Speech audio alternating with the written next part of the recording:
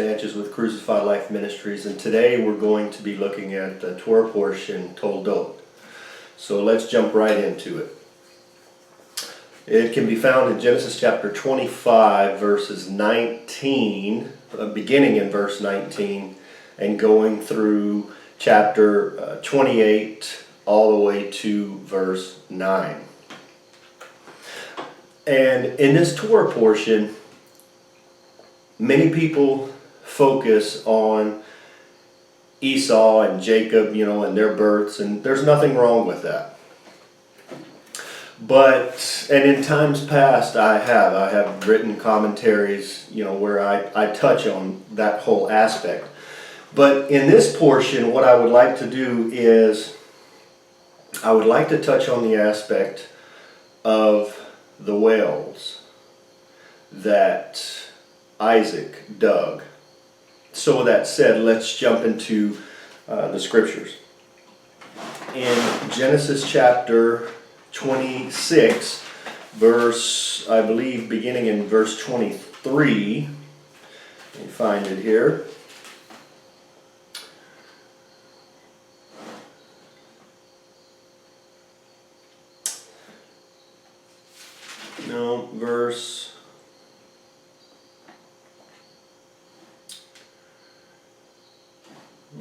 Let's see here. Genesis chapter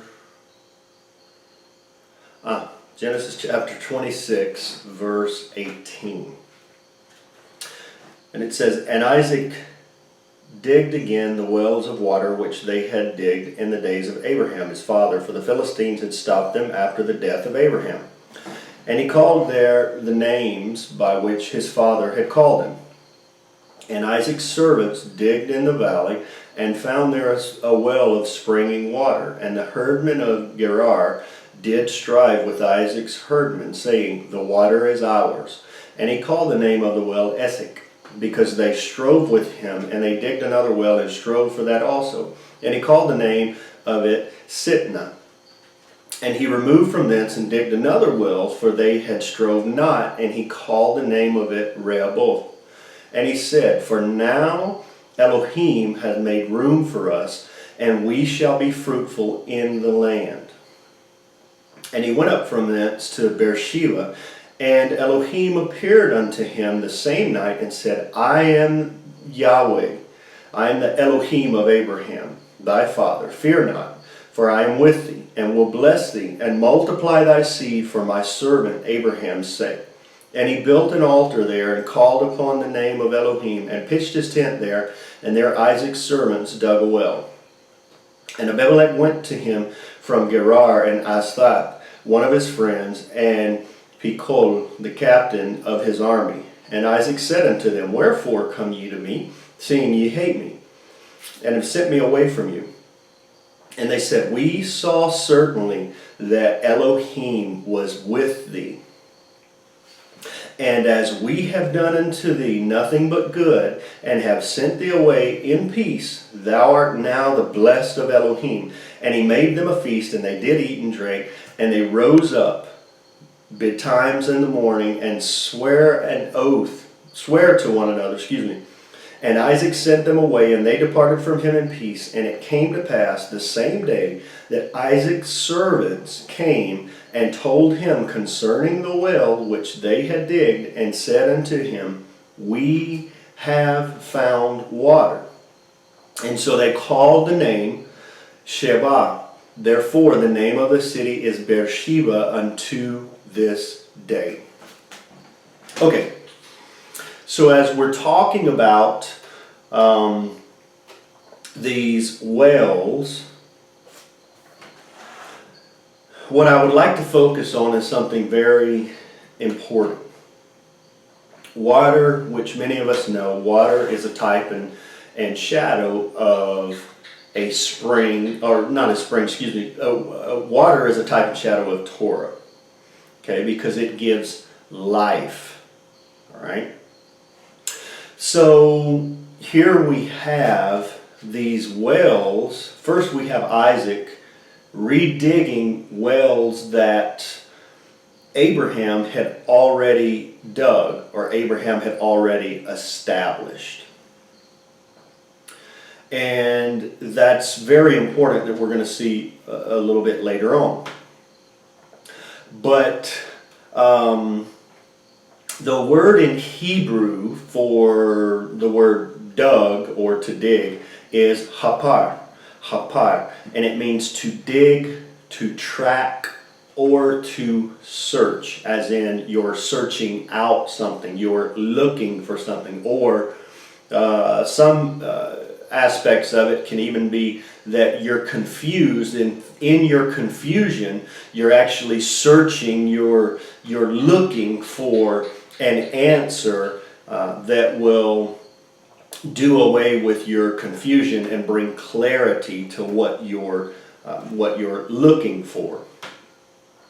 It carries the connotation of digging into an incident for understanding. Okay, so there's all types of ways you can go with this. There's types and shadows there about not just the physical aspect of redigging a well, but Isaac redigging. You can spiritualize a lot of things in that text of what it means as what he was doing by redigging the wells that Abraham had already dug. But we see the first mention of the place, one of the wells that Isaac dug was Esek, and it means contention, because remember the Philistines began to strive with him when he was finding water, and they were saying, no, this is ours, it's not yours, get out of here, this is ours. And so Isaac names this place Esek, he names it contention. Then the next place we see him finding water is at Sitnah, and this means enmity, because again, these Philistine servants came to Isaac's servants and began to strive to fight with him over who were the true owners of these wells. And you have to remember, water was very scarce in this part of the country, and so towns were built right on rivers. They were built by sources of water. And even in Costa Rica, we still see this today. Especially out in the countries, you'll see towns that are actually built in the mountains, but they're not built really because this place is special. I mean, there can be some exceptions to that, but it's always built around, do we have a good water supply? How is the water here? Is it just a little bit, or is it a lot of water? And so we see the same thing in the text here. And the reason for this striving, I'm not so sure that it was as if the Philistines were against Isaac. I'm sure they were, but I think really what the issue was because water was so scarce and so valuable that when people found it, they wanted to lay claim to it because it was a necessity in order to survive. So the second place was Sitnah, which means enmity. Then the third place that he found was, he dug a well, was I think the scripture calls it Reboth, but in Hebrew it's Revot, which means expansiveness or wide space, open space, if you will. And then the very last place that we see Isaac go to is called Beersheba, or in Hebrew Beersheba, and it means well of seven, because remember Abraham dug a well there and he offered Abimelech 7 lambs for this well, for the rights of this area. So it can mean well of 7, or it can also mean well of swearing or well of oath. The number 7, as we're all familiar with, carries the connotation of completeness. And we'll look at that here in just a second. But let's focus in on verse 23 through 29. And it says, "Then he went up from there to Beersheba, and Elohim appeared to him the same night and said, I am the Elohim of your father Abraham. Do not fear, for I am with you. I will bless you and multiply your descendants for my servant Abraham's sake." So he built an altar there and called on the name of Elohim. And he pitched his tent there. And there, excuse me, and there Isaac's servants dug a well. Then Abimelech came to him from Gerar with Ahusath, one of his friends, and Pichol, the commander of his army. And Isaac said to them, "Why have you come to me, since you hate me and have sent me away from you?" But they said, "We have," listen to this, "we have certainly seen that Yahweh is with you." Can that be said about us today? Can that be said about our movement today? Just a question to ponder. "So we said, let there now be an oath between us and between you and us. And let us make a covenant with you that you will do no harm to us, since we have not touched you, and since we have done nothing to you but good, and have sent you away in peace. You are now the blessed of Yahweh." So in verse 25, we see that it says, so he built an altar there, talking about Isaac. So he built an altar there. He called upon the name of Yahweh. He pitched his tent there. And then he had his servants dig a well. 4 important things there. Because in that verse, building an altar, calling upon the name of Yahweh, pitching a tent, and digging a well, they all are related to possession of the land. Very important. Remember last week we looked at Abraham buying a spot of land, a piece of land. Okay? So here we have Isaac establishing land for himself. So building an altar is related to, in the ancient Near East, is related to holy places. Anytime, whether it was pagan gods or the nations, when something would happen or a covenant would happen, or some type of business or something would happen dealing with land or family things, usually an altar would be established or built because they would consider that place a holy place. So therefore, building an altar here in this text, we see Isaac is establishing this as a set-apart place, a special place unto Yahweh. Then he calls upon the name of Yahweh. He invokes, he summons the name, the authority of Yahweh, as in forming a covenant. It's covenantal language there, in where he is summoning Yahweh to not just come to his aid, but to back him up by forming this covenant with him. And then lastly, the pitching a tent and digging a well, they relate to establishing a right to the land. Thus you see right after that, Abimelech comes to Isaac and forms a covenant with him. Okay?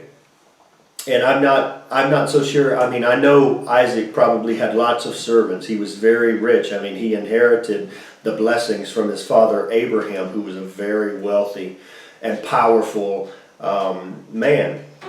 So I can see why Abimelech probably feared Isaac and didn't want Isaac to take over his kingdom and wanted to come form a covenant. But also, probably Yahweh was there putting some of that, or causing Abimelech to be fearful and to think about those things. The text doesn't tell us, but I'm assuming here that not just Isaac's natural things, or the wealth and his power and all of the material things that he had, his possessions, caused Abimelech to fear. I'm sure Yahweh was actually kind of planting those seeds in Abimelech's mind and in his spirit to fear Isaac. Thus, Abimelech comes, the king Abimelech, he comes and he forms a covenant with Isaac. Okay? And so when he formed this covenant with Isaac, Abimelech was recognizing Isaac's place in the land. He recognized him as having rights to the land. So therefore, it continues. Abraham not only had rights to the land, we see it being passed down to Isaac as well. And this is part of the covenant that Yahweh promised to Abraham, thus being Yahweh renewing his covenant, if you will, with Isaac, and passing it down to Isaac. So the name of the final well is Shiva, which means, or Shiva, which means 7. It can also mean 70. But the root of Shiva is Shava, which means to be complete or take an oath. So here we have the picture of Isaac. After the last well has been dug, he's formed a covenant with Abimelech, and he's been able to establish rights to the land. We see that same day that Abimelech leaves, the covenant has been formed. Isaac gives them a feast. He houses them. He shows them hospitality. Okay? He does an act of justice and righteousness to them. So we see in return, his servants return that same day and say, "We have found water." And so he calls it Beersheba. And it means to be complete, to take an oath. Okay? So to finish this off, we see Isaac had to redig or reestablish what Abraham had already established with the Creator of the universe. Once Isaac was faithful in reestablishing what he did, once Isaac was faithful in reestablishing what Abraham had already established, he was able to step out from Abraham's shadow, okay, and create his own legacy, thus continuing the covenant that was given to his father. This is very important. So Isaac wasn't out just doing his own thing, being quote-unquote led by the Spirit. He actually had to redig or reestablish what his father Abraham had already established, okay? He had to go and basically take the covenant and say, the covenant that Yahweh you gave to my father, I'm accepting that. I agree to the terms. I agree to this contract, and I'm going to thus live like my father and obey you and do the same things that I saw my father do. I'm going to bear the same fruit as my father bore unto you. And in that, I give you an oath. I make an oath with you that I will be loyal and faithful to you, and you are my king, and I am your servant. So when Isaac does this, when he goes and shows Yahweh that he is faithful, he reestablishes what his father had already established. Then Yahweh says, okay, now it's time for you to be Isaac and no longer walk in your father's footsteps, so to speak, or walk in his shadow. You step out from his shadow and you begin to establish Isaac, the servant of Yahweh, in the earth. Okay? So when you and I, we actually before we come into a covenant with Yahweh, we have Yeshua. Yeshua, we can go, so to speak, I'm spiritualizing this, and a lot of times I don't like to do this because you can get kind of crazy and flaky with it. But with Yeshua, when we receive him, he's already reestablished what his Father sent him, what his Father established and what his Father sent him to do. So when we receive Yeshua, we're not only reaffirming or reestablishing what Yeshua has done, we're actually saying, just like Isaac did, I received the terms of the covenant, the contract that my father made with you, and I am going to walk according to that covenant, to that contract. So therefore, you and I as believers in Yeshua, the Messiah, we are able to come into agreement. We're able to take an oath. We're able to be complete, if you will, when we reestablish what Yeshua has established with the Father, with the King. And when we do this, we're made complete, and we're able to walk out the covenant, okay, when we take that oath to give our lives to Yahweh, the creator of the universe, and to be his true representatives here in the earth. So until next time, I'm Joel Sanchez with Crucified Life Ministries. Shalom.